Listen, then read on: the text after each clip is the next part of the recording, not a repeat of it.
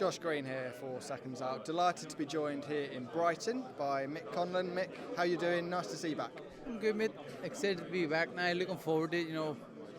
We're a day from the way in and I can't wait. So I'm looking forward to it. First time making weight in over a year.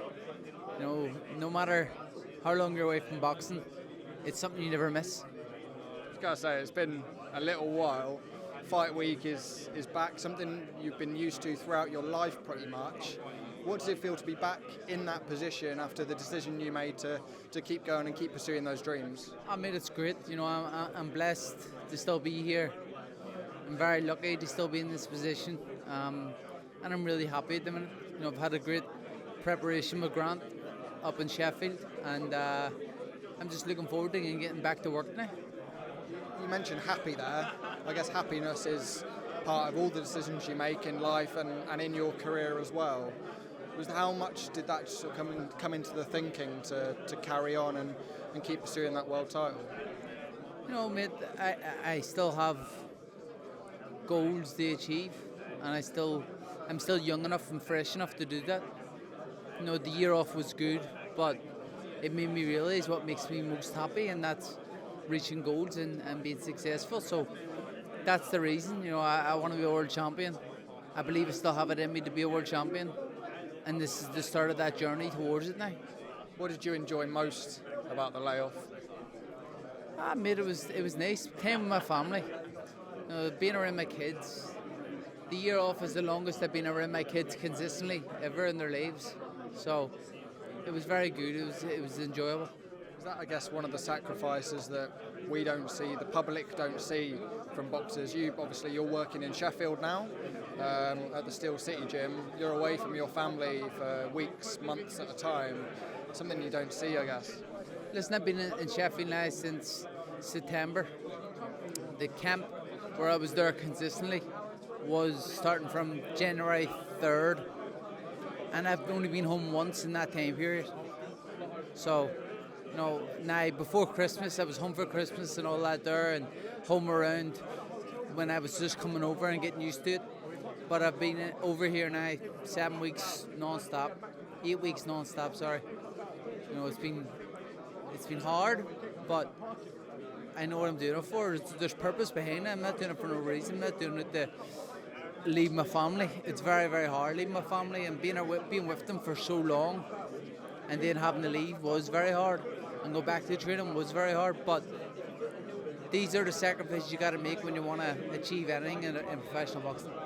Some changes as well, I guess, in your career. Firstly, going to Sheffield with Grant Smith, and now obviously with Wasserman Boxing as well. Does it feel like a bit of a new leaf, a new chapter, a fresh start, all those things? New chapter, fresh start, 100%. That's exactly what it feels like. I'm in a very good place mentally now. I'm looking forward to getting and performing. I'm just getting back to doing what I do best. Does it, in some ways, maybe feel like, because it is that new chapter, the pressure is maybe a little bit off? People have maybe written you off already in this sport, and 100%, yeah. Listen, people probably don't expect anything from me, but people's opinions don't matter, and the longer you go as a pro, you realise those type of things. So, I'm just here to do it for myself, and perform for myself. Nobody else. I don't feel pressure in this. Just 100% what you're saying is correct. The weight of pressure, because at the start of my career, probably was like, when's he going to win the world title? And now it's going to. Then it was like, is he going to win a world title? And probably now a lot of people are saying he's not going to win a world title. So there's no pressure. I can just go and enjoy myself. How has that factor changed? Because you mentioned when you were sort of turning over, you're a very decorated amateur, you'd sign with Top Rank, and not many British and Irish fighters get the chance to sign with Top Rank. Was there a lot of pressure back then that maybe you look back and you didn't realise how much you were under? Yeah, if you look back, I don't really look back, but if you look back, yeah, you could see that and say that. But, one thing, and my advice to younger fighters, especially who are anyone in my position, is make sure you enjoy the moment. Don't get caught up with social media. Don't get caught up with what people say or pundits say or anything like that. Just enjoy the process. Enjoy it. It's one thing I regret in my career is probably not enjoying the start of the first year, the first 2 years of my career, as much as probably what I should have. Just want to reflect on last Saturday in Belfast. Fantastic night of entertainment, it has to be said. First of all, Lewis Crocker and Paddy Donovan out there. But what do you make of the controversy? The DQ after the punch after the bell, the headbutts. It was really shrouded in controversy. Maybe took away from what was a fantastic evening of boxing.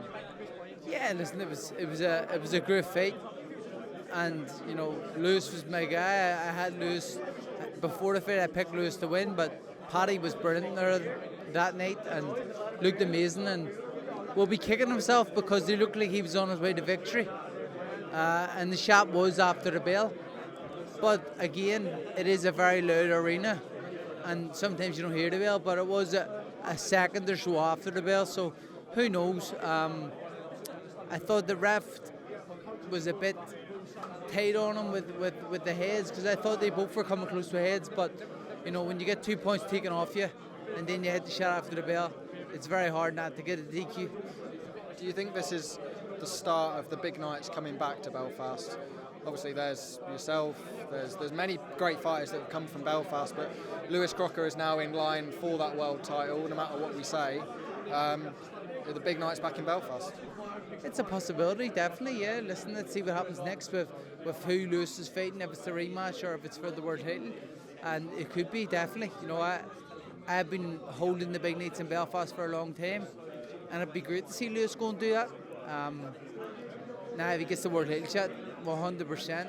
But you got to go and win that world title and hold on to that world title to keep it going. So, you've seen it the other night. Belfast boxing and the atmosphere Belfast boxing brings is second to none. Very, very hard to beat around the world. Before I let you go, I just want to get your thoughts on what we saw last week in the press conference between Eubank Jr and Conor Benn. We've talked about controversy from Belfast. That sort of pales to what we saw last week up in Manchester. What was your initial reaction to the slap that we saw? Well, my thoughts on it are that when someone is doping, it's attempted murder, basically. You know what I mean? That's what it could be looked at. If someone is doping knowingly, and they go in to fight somebody, that you could and just say that person died, that could be attempted murder. But we don't know the situation really. We still haven't got clarity on that situation. But if that was the case, then Junior has been in with that mentality. I suppose a little egg in the face isn't as bad as trying to have someone done in a ring. Would you ever do anything like that in a press conference? That ever crossed your mind? Nah. Press conferences are press conferences, but it is what it is. He done it, and it obviously helped ticket sales and stuff. So I think everybody's happy. There's been a lot of talk about a fine or a punishment that he could get for that. Do you think he is due a punishment or a fine from the British Boxing Board of Control for his actions? It's not my decision, so I can't really comment. Mick, really appreciate the time today. Best of luck on Friday night, and hopefully speak to you and catch up then. Thank you, mate. Cheers.